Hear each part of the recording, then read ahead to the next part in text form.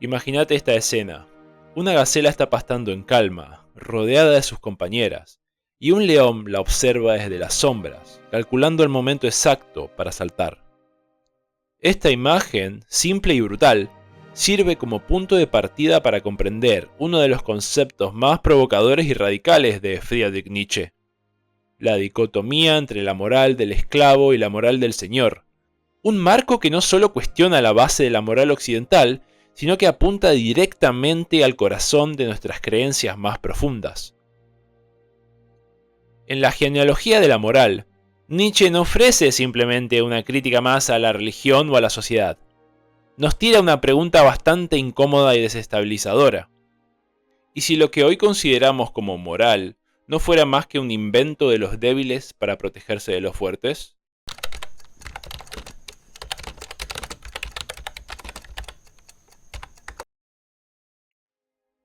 Nietzsche parte de una premisa biológica contundente.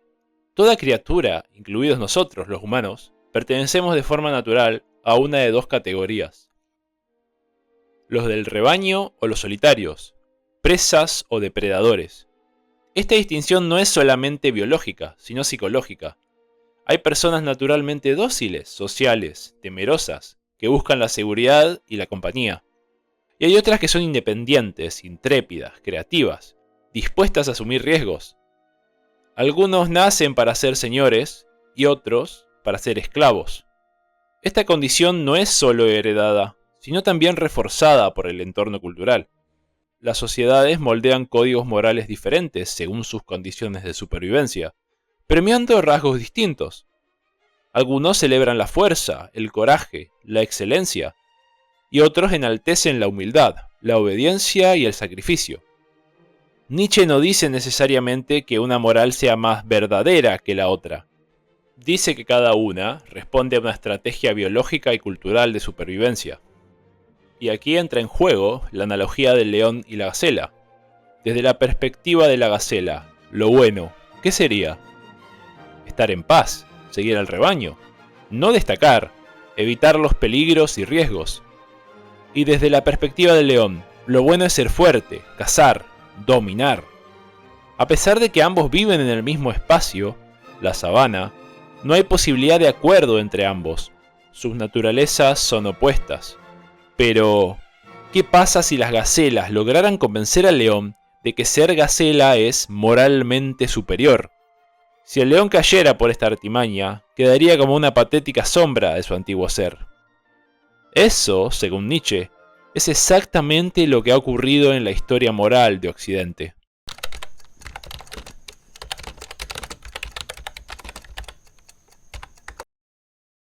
Y en cierto punto de la historia, algo particular ocurrió, lo que Nietzsche llamó la revuelta esclava de la moral.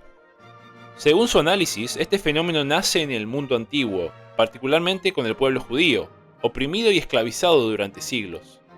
Para sobrevivir, estas comunidades debieron suprimir sus impulsos naturales, el deseo de autonomía, la agresividad, el orgullo, y desarrollar una serie de valores adaptativos: la humildad, la obediencia, la paciencia, la mansedumbre. En un entorno donde la rebelión física significaba la muerte, la única forma de resistir fue internalizar esa opresión. Enseñar a las generaciones siguientes, los hijos e hijas de los esclavos, que obedecer, perdonar, someterse, era lo correcto, lo que servía para sobrevivir. No por amor, sino por pura estrategia de supervivencia. Con los siglos, lo que fue táctica se convirtió en dogma, en cultura, y lo que fue necesidad se transformó en virtud. Fue necesario para ellos que sea virtud. Pongamos un énfasis especial en esta palabra, necesidad. Así nace la conciencia cultural de la moral esclava. El cristianismo, según Nietzsche, hereda y magnifica este esquema. Lo convierte en un sistema de moral absoluta.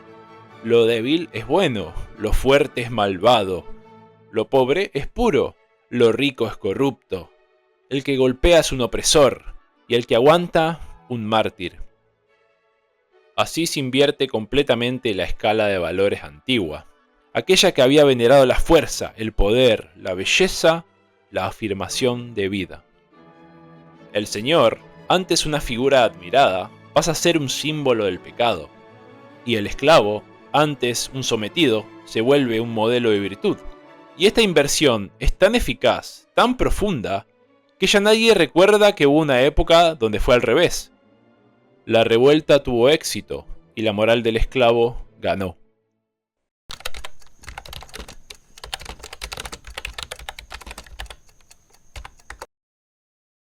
Pero Nietzsche no se queda ahí.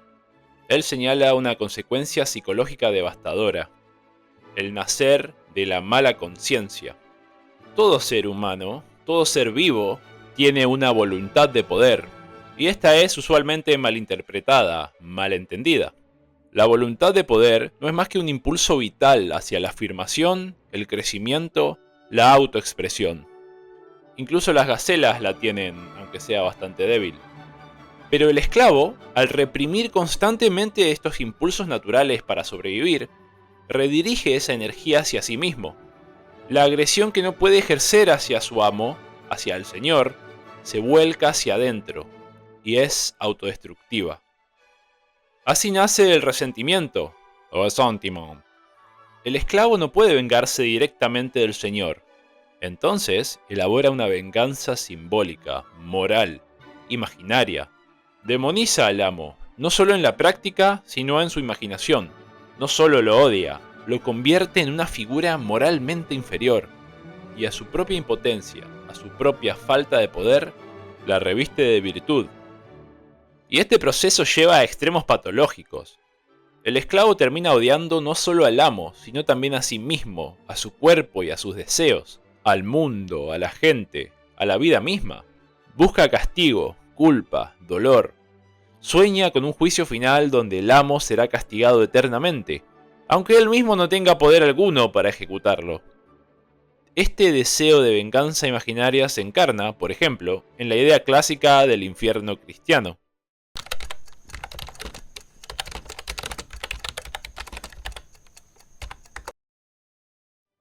Y así como hay leones y gacelas, también hay quienes, siendo esclavos, son lo bastante inteligentes para convertirse en líderes del rebaño. Aquí aparecen los predicadores, la clase sacerdotal, que canaliza el resentimiento colectivo y lo transforma en discurso. Estos líderes no usan la fuerza física, sino las palabras, la moral y el razonamiento. Su poder radica en convencer a todos, incluidos los propios señores, de que la mansedumbre es una clase de virtud y que la grandeza es un pecado. Son ellos quienes alzan la bandera de la victimización, típica estrategia de la moral esclava, y predican la humildad, la compasión, el sacrificio y la obediencia. Pero no lo hacen por auténtica bondad, no te confundas. Lo hacen por impotencia y por una venganza aún más profunda. Nietzsche señala que su odio es tan fuerte, tan reprimido, que se ha vuelto creativo. Se inventan una narrativa moral en donde condenan al placer, al poder y al orgullo, y así manipulan a toda una civilización. Pero como lo hacen en nombre del bien, sus verdaderas intenciones son difíciles de captar.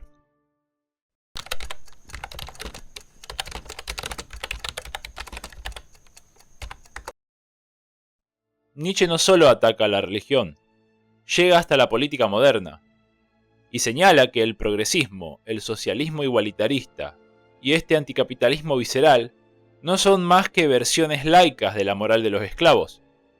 También aquí los fuertes son descalificados como opresores y los débiles santificados como víctimas. Y también aquí hay una promesa de redención futura, la revolución, el juicio y la caída de los poderosos. Para Nietzsche, el cristiano y el socialista, o como él lo llamó, anarquista, son hermanos del mismo útero, dos caras de la misma moneda. Ambos odian la vida tal y como es, porque no pueden dominarla. Ambos detestan la excelencia, porque es un vivo recuerdo de su propia impotencia. Y ambos predican el amor y la igualdad, pero nacen del odio y el resentimiento.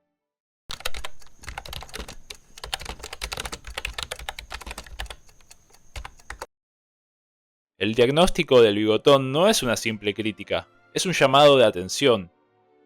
Si vivimos bajo esta moral que castiga la grandeza y premia la mediocridad, ¿Qué tipo de humanidad estamos creando? Tenemos que preguntarnos. Si los valores que rigen nuestras vidas provienen del miedo, de la debilidad y el resentimiento, ¿qué clase de futuro nos está esperando? Nietzsche no ofrece una solución fácil. No dice que debamos volver a la moral del Señor sin más. Lo que propone es una mirada lúcida, despiadada y radicalmente honesta. Nos invita a repensar el origen de nuestros valores y a cuestionar lo que consideramos como bueno o malo, a atrevernos a recuperar una moral afirmativa, vital y poderosa.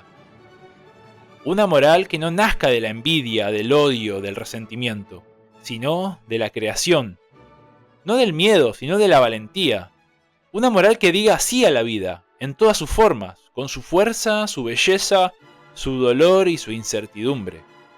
Porque quizá la pregunta que realmente nos deja Nietzsche no es que si somos esclavos o señores, sino ¿vivimos acorde a nuestra naturaleza o escondiéndonos de ella? Gracias por escuchar.